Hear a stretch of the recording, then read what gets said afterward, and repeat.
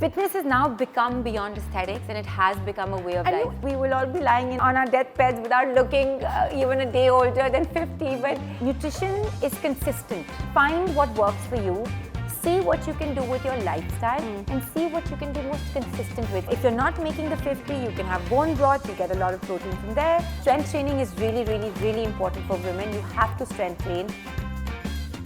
Sumaya, so we are here at your gym, which has been a labor of love, if I'm not mistaken, and something very true to your profession as well. Because for you to maintain such a beautiful face, such a fantastic body, and be so fit, it's a labor of love. I think it's like with everything, it's just about passion. Of course, I'm very lucky that my passion is my profession, so that just makes things a lot easier. I love meeting people, I love training people. Health has become such a big talk of today. Everybody especially wants after the pandemic. After the pandemic, preventive health really is big, and exercise is a very small part of preventive health, but a really big recommendation from doctors. What is the challenge of being a fitness entrepreneur? Because you're not just a celebrity fitness trainer, you're a fitness entrepreneur. I think the biggest struggle is to wear two hats. I'm a trainer by profession, that's what I love. I'm a default fitness entrepreneur, so training is what I love, but when you get faced with the challenges of being an entrepreneur, when you have to pay rent, when you have a whole bunch of people you're responsible for, you have to still churn out the numbers, maths is still important, you have to work with the economics of things, it gets a bit hard. But I've been really lucky with my team. My team is very old, they've been with me for say 7 years plus, so that changes a lot. Because many people who are fashion designers, for example, or filmmakers, they say, oh, we like to focus on the creative aspect, we like somebody else to take part of the business aspect. What I noticed today is when you were talking to your staff as well, you take care of all the aspects. I take care of everything. Did you learn it, or did you just learn on the job? I had a little bit of help from my husband initially, and that was the first part of my business, and then you kind of learn. And I'm pretty sure he doesn't sustain it. No. So now you kind of learn. I figured out how to work things around. Systems are really important, and that could be in any profession, even when it comes to just training. We are across India now. We have 3 gyms in Delhi, 3 outside Delhi. It's the system that makes the philosophy work. That's what sets us apart from everyone. And the way the system is being set, I still know if Chaiti was working out with me, I would know exactly what she's doing. Really? And Chaiti would still continue to meet me once every 6 weeks. So the system is set really well, and I have a great team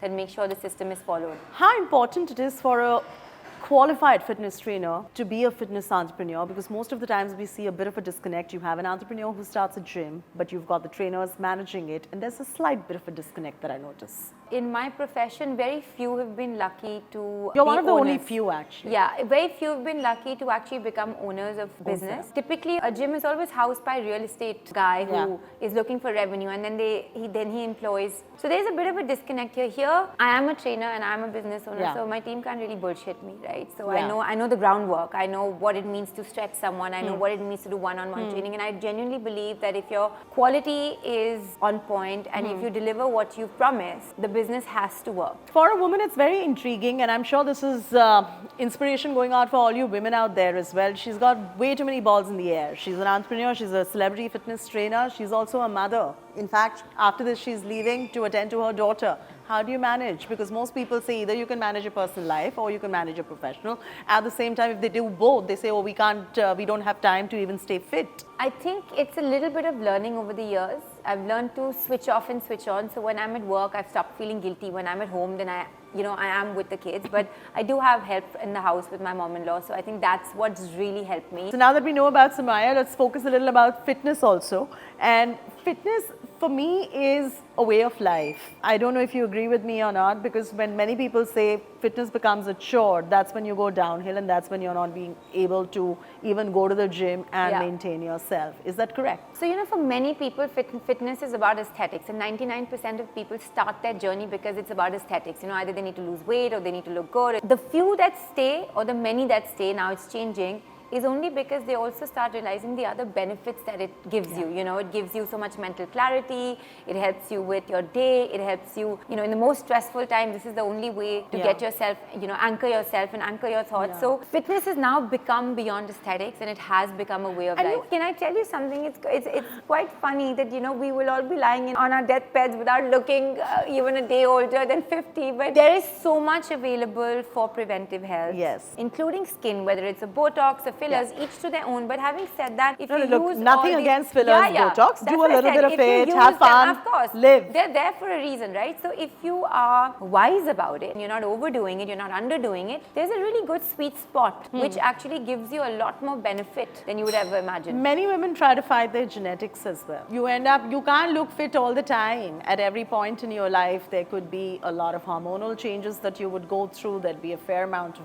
bloating because of genetics. Maybe your jowls are more visible than the rest of your face. I don't know. There's just so much that's happening. But women are in this constant pressure in this Instagrammable age to keep fighting it. What do you have to tell them? I don't think it's just limited to women. It's with men as well. The other myth that floats around is that I'll get very bulky if I start doing weights. I'm a woman, so you need to keep your weights light. I know that's not true because I do close to about 140 kilos on the leg press and a couple of other equipments as well. And look at me, I'm not bulky at all. So I don't know what they're talking about. Will you be able to shadow this? Bulky, not bulky, totally depends on your nutrition. So a lot of times when you're not eating well and you're still carb loading a lot and you're training heavy, the muscle pushes through and what you see is a visual size increase. So when you work with your diet and you train, you can actually see the difference. Having said that, certain body parts are a little bit more hypertrophic in nature, even for women. So we may not get as bulky as men do, but I have seen women who may be more hypertrophic in their upper body. But like say, for example, I'm more hypertrophic because I've been a long distance runner, so I have more fast twitch fibers on my legs. If I would train, say, isolated leg work, I may feel that I put on muscle a lot easier. You actually need to really work with your nutrition and you need to work with your program design. Is it all about the calorie deficit that you end up creating? Calorie deficit for sure if you're intending to lose weight, but if you're not intending to lose weight and you're just trying to do a shift in your body composition, which is different from trying to lose weight, then of course your macros that need to be counted. You need to have a lot more protein, you need to get your fiber from your vegetables, you need to eat your fat, and you need to limit carbohydrates, because it all turns into sugar. So limit that, stick to the whole grain ones. The other thing is not many people realize that overworking out is bad, underworking out is also bad. Recovery and rest are the most important parts about exercising probably. Very Would important. you agree? So I actually see the other now. There was a time when I had to convince people to exercise. Now I've reached a point where I have to tell them to prioritize their rest days. This one especially for women, when you are at your perimenopausal age and when you are in that 40 plus, if you are not resting enough or if you're doing too many HIIT workouts, your body is taking that as stress. HIIT means high intensity. High intensity interval training. Your body is taking that as stress. And what that is doing is keeping your cortisol levels really high, which in turn affects all your hormones. So your menopausal symptoms become really bad, you feel inflamed, you don't, even though you're spending so much time in the gym, you're not being able to show it aesthetically. So there's a really sweet spot of less is more. Strength training is really, really, really important for women. You have to strength train. There is no shying away from movement, which is our 10,000 steps on our watches, and that is basic movement. So you can't say, oh, I walk every day, so I exercise. And neither can you say, oh, I exercise, so I can sit the whole day. Yeah.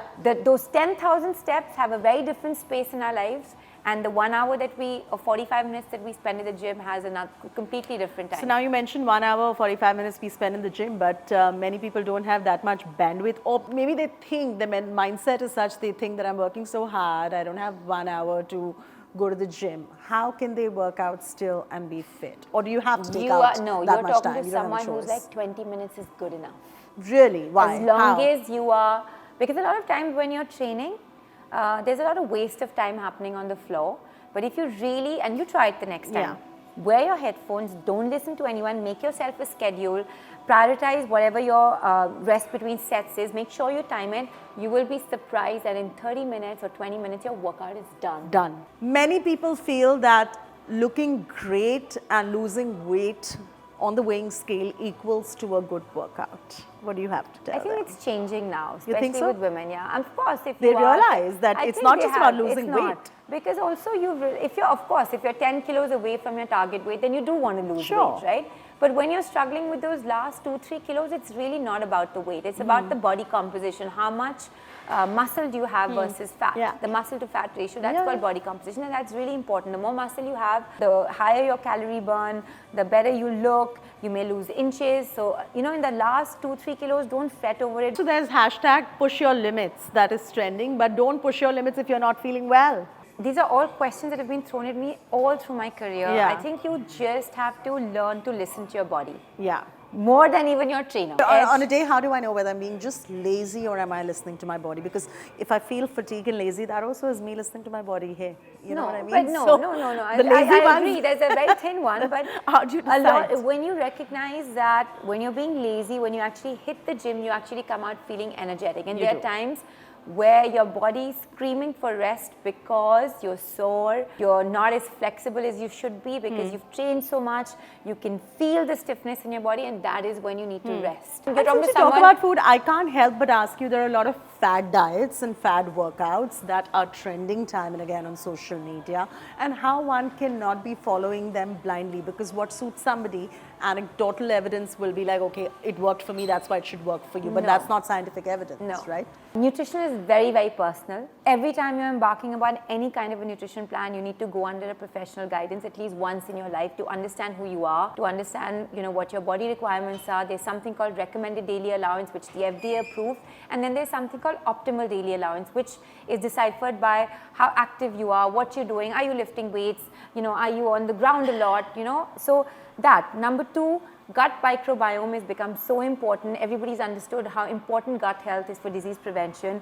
You need to go with your gut first, you know. So maybe with you, certain foods work with your gut, but certain foods don't work with my gut. So that's why we're here. We're, you know, we are studying this subject because, like with any other profession, there's expertise, there's education, there's science behind it. So nutrition is consistent. You know, find what works for you. See what you can do with your lifestyle and see what you can be most consistent with. You may not lose 1 kilo next week, but you'll definitely, if you're consistent, you'll definitely lose it the other week. Feeling well now, you know, in my 40s has become paramount than looking well. And I've seen this, by the way, in my career. For some girls, I've always been too thin. For some girls, I've been too muscular. For some boys, I'm like, oh, you know, she's not that fit. For some people, she's like, oh my God, she's too muscular.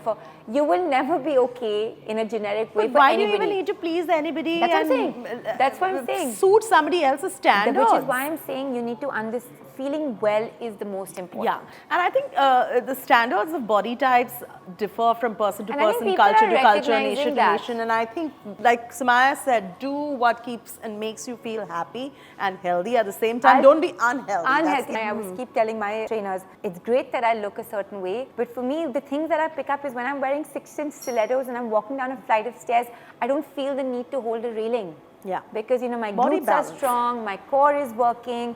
I've seen my friends, they're like wearing 6-inch stilettos and their knees are giving way. And, you know, or people have moved away from wearing stilettos and they're wearing little flats because they can't wear it. So I'm actually seeing all of that. Like, you know, I'm so lucky that I can still wear heels and dance at night. And I'm so lucky that I can run a flight of stairs without feeling my knees. My parameter for success has also changed. It's no longer how I look. So you're walking on high heels quite literally in life at large, and that's Sumaya Dalmia. Thank you so much. Thank you so much. I loved all the questions and I hope that helped for you all, you guys.